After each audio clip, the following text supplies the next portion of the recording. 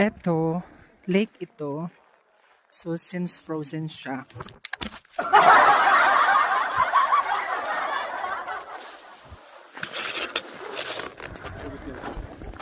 Oh my God, nalaglag ako. Ang sakit.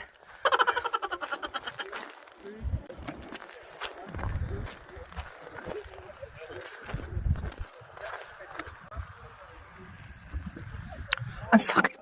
Nadulas ako. Ay, aray. Aray. Meron akong scratch. So, eto yung lake. So, kapag pupunta kayo ng winter dito, talagang kailangan nakapang winter suit talaga kayo. Winter boots and everything. Kasi ako sneakers.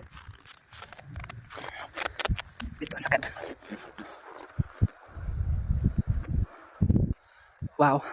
It's majestic.